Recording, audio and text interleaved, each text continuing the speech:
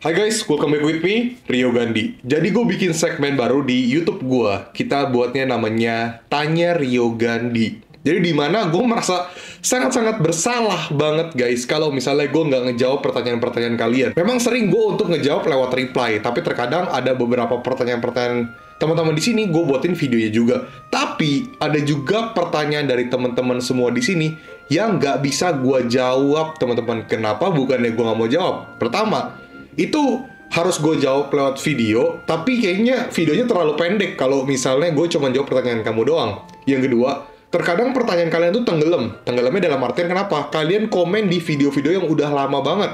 Jadi ketumpuk sama video-video baru teman-teman komennya. Jadi lebih tepatnya di segmen ini gue pengen bener-bener untuk ngejawab pertanyaan-pertanyaan kalian. Makanya di sini gue buat Tanya Rio Gandhi. So jadi di sini gue udah pilih beberapa pertanyaan. Ada 7 pertanyaan yang bakal gue jawab. Dan ini bakal seru banget dan gue juga demen banget untuk interaksi seperti ini bersama kalian karena gue sangat-sangat menghargai kalian dan gue sangat-sangat mencintai kalian. Dalam artian gue itu sayang kalian sebagai penonton gue, sebagai tim Cuan Rio. Kita semua adalah tim yang sangat-sangat mantep lah guys, karena di dunia digital seperti ini kita harus saling sharing, kita harus saling peduli, karena intinya kita berbisnis, ujung-ujungnya kita pengen cuan.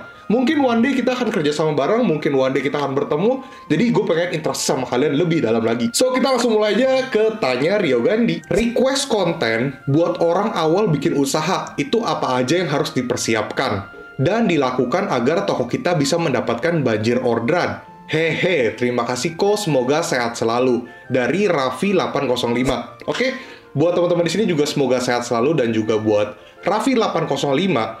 Jadi, awal usaha ya, yang perlu dipersiapkan itu sebenarnya adalah mental yang pertama ya. Kalau menurut gue modal kesekian lah.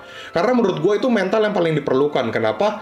Kalau misalnya kita bisnis itu pusing banget. Karena pusingnya apa? Kita namanya bisnis beda kalau kita kerja sama orang, kerja di perusahaan. Kalau misalnya bisnis, itu semuanya, itu kita doang yang handle teman-teman. Karena nggak mungkin lah kita dari awal udah bisnis, kita langsung hire karyawan. Sedangkan kita juga modalnya belum terlalu cukup dan belum ada profit. Ya mungkin kalau dapat investor atau udah nabung banyak, mungkin bisa ada karyawan ya. Tapi kalau misalnya awal-awal sih menurut gue sayang banget kalau misalnya banyak. Jadi kebanyakan pekerjaan itu di-handle sama si owner. Jadi menurut gue yang pertama itu adalah mental. Yang kedua udah pasti ya pengalaman ya. Pengalaman atau setidaknya lo ada knowledge atau ilmu lah. Karena kalau lo mau jalanin satu usaha atau satu bisnis, at least lo pernah mengalami pengalaman tersebut. Atau mungkin lo ada skill di beberapa spot dan lo yakin kalau lo jalanin bisnis ini, lo bakal ngerti gitu. Ya kalau coba-coba sih sebenarnya nggak masalah ya, itu wajar-wajar aja. Nah, cuman menurut gua ada baiknya teman-teman setidaknya udah mempunyai sedikit pengalaman atau sedikit knowledge ketika lu mau bener-bener ngejalanin itu bisnis. Apalagi kalau misalnya bisnisnya tuh yang bener-bener membutuhkan pengalaman dan skill ya, itu bener-bener perlu banget sih. Cuma kalau jualan online sih, yang penting lu mulai aja dulu, nanti bisa sambil belajar lah. Atau mungkin bisa nonton Rio Gandhi. Nah, kalau misalnya pertanyaan kamu adalah gimana caranya biar banjir orderan? Dibikin harganya nol aja ya, itu langsung auto banjir orderan. Nice. Next, kok lebih baik mana? Pertahankan toko yang udah lama, misalnya 2 tahun, tapi penjualan kurang dari 10, atau buka toko baru? Sebenarnya sih nggak ngaruh apa-apa ya. Karena toko baru dan toko yang udah lama pun sebenarnya kalau misalnya toko lama itu masih bagus dan secara performanya nggak ada penalti dan sebagainya masih bagus, ya udah nggak ada salahnya. Itu hajar-hajar aja.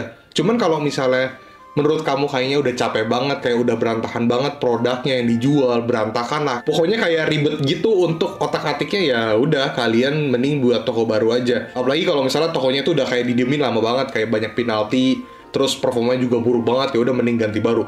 Ya menurut gua lebih baik kayak gitu sih. Cuma kalau misalnya secara performa toko bagus dan sebagainya masih oke dan nggak ribet untuk ganti-ganti produk, ya udah, why not? Lu hajar aja terus.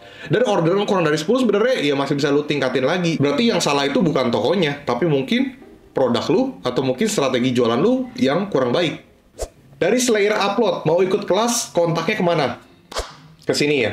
itu buat kelas offline atau untuk jasa konsultan. Tapi dalam waktu dekat sih belum ada kelas ya, cuman maybe kita lihatlah di bulan depan atau di bulan Maret kira-kira bakal ada kelas atau enggak. Nah, kira-kira kalau ada kelas teman-teman mau join nggak? Coba komen kalau misalnya mau join. Jakarta ya, masih di Jakarta. Atau mungkin kalau gue lihat demand-nya cukup besar di daerah-daerah tertentu, ya mungkin gue akan ada di kelas juga di sana. Makanya komen domisili kalian di mana juga, gue pengen tahu.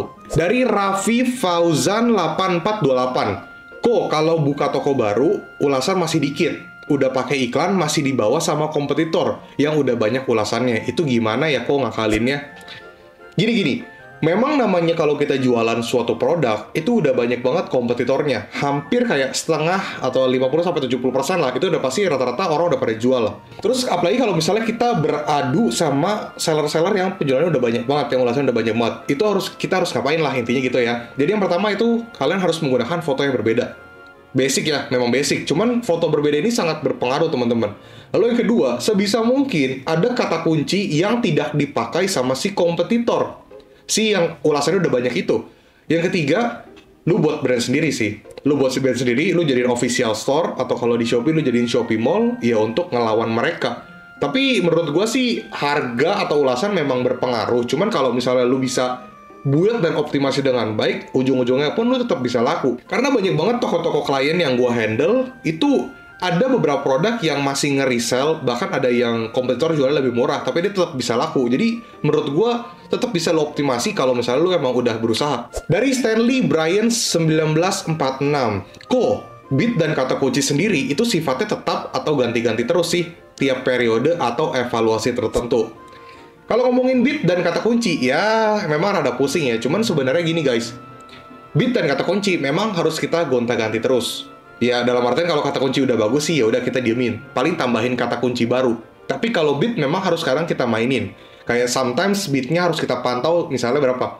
3 minggu sekali, 1 bulan sekali. Apakah masih perform atau enggak? Kalau misalnya udah nggak perform, lu bisa naikin lagi. Atau mungkin bener-bener udah jelek banget, lu ganti kata kuncinya. Jadi sebenarnya iklan itu harus lu pantau terus.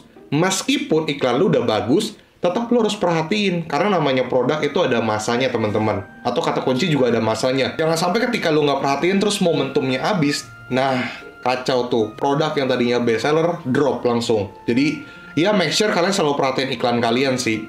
Dari Mr. Fashion, 7175. Di 2023 ini, cara menentukan keuntungan per produk berapa kok? Mengingat biaya layanan naik terus. Ya, namanya marketplace lah ya. Namanya juga perusahaan startup. Udah bakar uang banyak banget. Udah pasti mereka ujung-ujungnya akan mencari cuan ya. Akan mencari profit juga. Kalau nggak, ngapain buka PT ya. Ngapain buka usaha. Ya wajar seperti kita gitulah. Kalau ngomongin soal 2023, cara ngatur keuntungan gimana?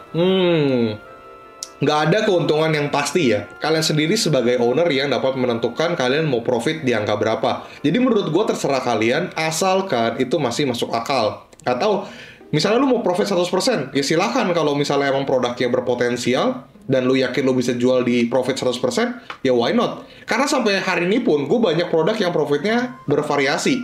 Ada yang 8%, 15%, bahkan ada yang 120%, itu pun ada. Jadi tergantung juga produk yang lu jual itu seperti apa, dan treatmentnya seperti apa. Kalau gue tuh sering banget untuk nge-testing harga. Misalnya di harga segini, oke gak sih? Harga segini, oke gak sih? Ya jadi menurut gue lu harus explore sendiri sih. Cuman saran dari gue sih minimal kalau ada save margin 10 ya 12% lah untuk jaga-jaga untuk biaya layanan. Karena ya at the end mungkin biaya layanan akan 12-15%. Mungkin ya. Sekarang kan kalau kita hitung-hitung udah 10%. Kalau misalnya lu ikut banyak promo bisa 12% tuh. Jadi jaga-jaga aja ada save margin lebih dari 12-15%. Yang terakhir dari Irwan KT9409.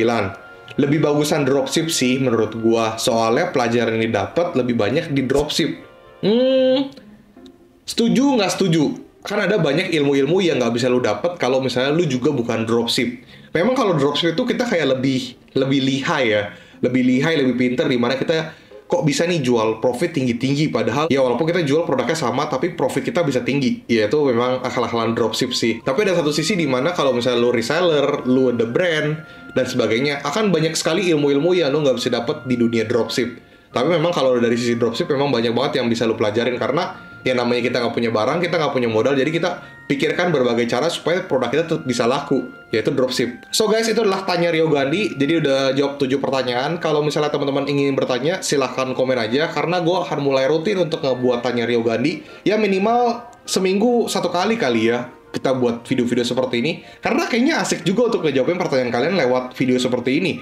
Karena ya baik lagi, banyak banget pertanyaan kalian yang nggak bisa gue jawab lewat video durasi panjang. Jadi mendingan gue gabungin aja dalam satu video supaya ya bisa menjawab teman-teman semua di sini, dan kalian juga bisa interaksi sama gue, dan gue bisa jawab pertanyaan kalian secara langsung seperti ini. So guys, gitu ya. Thank you udah nonton. Semoga kalian suka. Jangan lupa like, comment, dan subscribe. Dan kalau misalnya dapat pertanyaan, silahkan komen. Yang mau join grup Telegram gue, silahkan join. Linknya di deskripsi. Dan yang mau ikut kelas online gue bisa ke desti.store/riogandhi.